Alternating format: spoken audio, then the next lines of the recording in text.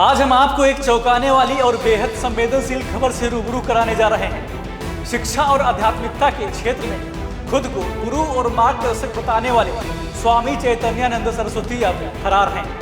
तो वो वही व्यक्ति हैं जो किताबों और वक्तव्यों के सहारे खुद को महान लेखक और दार्शनिक के रूप में पेश करते रहे, लेकिन असलियत में उन्होंने मासूम छात्राओं के साथ विश्वासघात किया। अब तक दर्ज एफआईआर और छात्राओं के बयानों ने उनके काले करतूतों की पोल खोल दी है। चलिए जानते हैं इस मामले की पूरी हकीकत। शिक्षा और आध्यात्मिकता के क्षेत्र में खुद को मार्गदर्शक और गुरु बताने वाला स्वामी चैतन्यानंद सरस्वती अब फरार है। वो चेहरा जिसे लंबे समय तक किताबों और वक्तव्यों के माध्यम से महान लेखक और दार्शनिक के रूप में पेश किया गया, असलियत में उन मासूम छात्राओं का शिकारी निकला जिन्हें उसने ज्ञान और सुरक्षा का भरोसा दिलाकर अपने जाल में फंसाया। ये कहानी किसी उपन्यास जैसी लग सकती है, लेकिन एफआईआर और दर्ज बयानों ने साबित कर दिया है कि ये कोई काल्पनिक कथा नहीं बल्कि हकीकत की काली परत है। एफआईआर में दर्ज आरोपों के अनुसार स्वामी चैतन्यानंद ने आर्थिक रूप से कमजोर वर्ग की छात्राओं को अपनी लालच और शक्ति का शिकार बनाया। कई छात्राओं का कहना है कि उन्हें देर रात स्वामी के क्वार्टर में बुलाया जाता था। इन वार्ताओं को, मुलाकातों को छात्राओं पर दबाव बनाने और उनका मनोबल तोड़ने के लिए इस्तेमाल किया गया।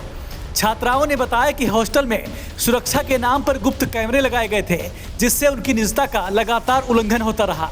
एक छात्रा ने एफआईआर में ये तक कहा कि उसे अपनी मर्जी के खिलाफ नया नाम अपनाने के लिए मजबूर किया गया। स्वामी ने छात्राओं को विदेश यात्राओं और देर रात प्राइवेट रूम में बुलाने के लिए मानसिक और भावनात्मक दबाव डाला। उनका दावा है कि ये सब ज्ञान और आध्यात्मिक प्रशिक्षण के नाम पर किया गया। घटना की गंभीरता को और बढ़ाता है कि डीन सहित कुछ स्टाफ ने स्वामी की मांगों को मानने के लिए दबाव डाला और शिकायतों को दबा दिया। विरोध करने वाली छात्राओं को निलंबन और निष्कासन की धमकी दी जाती थी। इस पूरे मामले में शिक्षा संस्थान की जिम्मेदारी भी सवालों के घेरे में आ गई है। वहीं विशेष रूप से ये ध्यान देने योग्य है कि स्वामी चैतन्यानंद ने अपने लेखन और भाषणों के माध्यम से एक प्रतिष्ठित छवि बनाई थी। उसकी किताबें और विचार आम लोगों के बीच उसे एक भरोसेमंद और प्रेरक गुरु के रूप में स्थापित कर चुके थे। यही प्रतिष्ठा उसे छात्राओं तक पहुंच बनाने और उन्हें अपने प्रभाव में लेने का मौका देती रही। हालांकि एफआईआर और छात्राओं के बयानों ने इस चमक दमक के पीछे के अंधकार को उजागर कर दिया। बयानों में यह भी सामने आया कि छात्राओं ने मानसिक प्रताड़ना और डर, भविष्य की अनिश्चितता के कारण लंबे समय तक चुप रहना चुना। कुछ छात्राओं ने बताया कि उन्होंने इस प्रकार के दुरुपयोग के खिलाफ आवाज उठाई तो संस्थान ने उन्हें न केवल सुनने से इनकार किया बल्कि उन्हें तंग करने के लिए धमकी भी दी। स्वामी के फरार होने के कारण अब मामला और जटिल हो गया है। पुलिस ने कई बिंदुओं पर कार्रवाई शुरू की है, लेकिन आरोपी की पकड़ अब तक नहीं हो सकी है। इससे छात्रों में असुरक्षा की भावना और बढ़ गई है। विशेषज्ञों का कहना है कि ऐसे मामलों में शिक्षा संस्थानों और समाज दोनों की जिम्मेदारी बनती है कि वे न केवल पीड़ितों की सुरक्षा सुनिश्चित करें बल्कि दोषियों के खिलाफ तत्काल कार्रवाई करें। इस मामले की एक बड़ी चुनौती ये भी है कि स्वामी ने मासूम छात्रों के मनोबल को तोड़ने के लिए लंबे समय तक चालाकी से काम किया। उसने आध्यात्मिक ज्ञान और शिक्षा का लाभ उठाकर विश्वास का जाल बुन लिया। ऐसे मामलों में अक्सर देखा जाता है कि व्यक्ति अपने ज्ञान और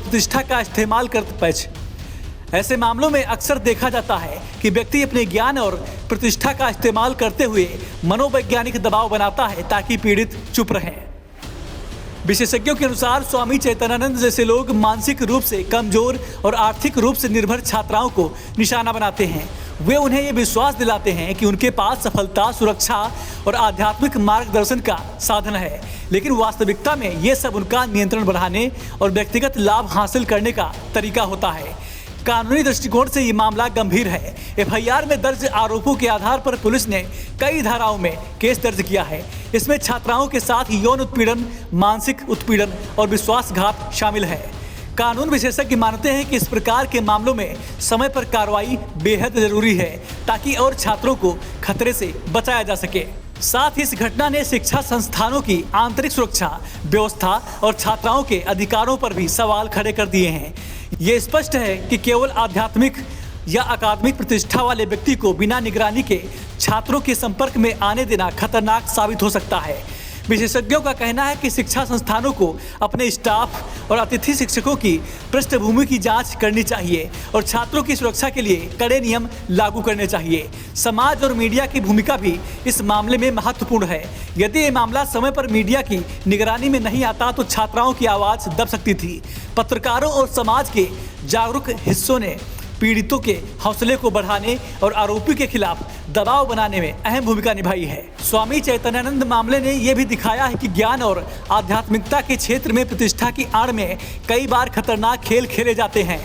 इसलिए छात्रों को चाहिए कि वे किसी भी मार्गदर्शक या शिक्षक के प्रति अंधविश्वास न करें और किसी भी असामान्य गतिविधि की जानकारी तुरंत अपने अभिभावक या संस्थान के अधिकारियों को दें।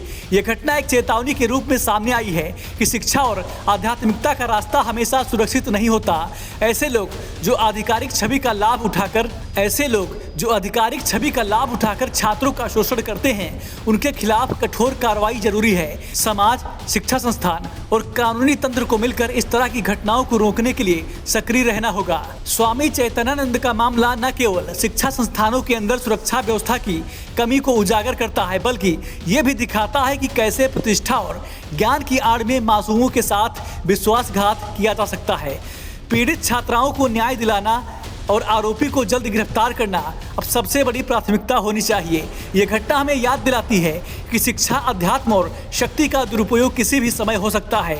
इसलिए सतर्क रहना और सही कदम उठाना हर किसी की जिम्मेदारी है। Special desk P18 news.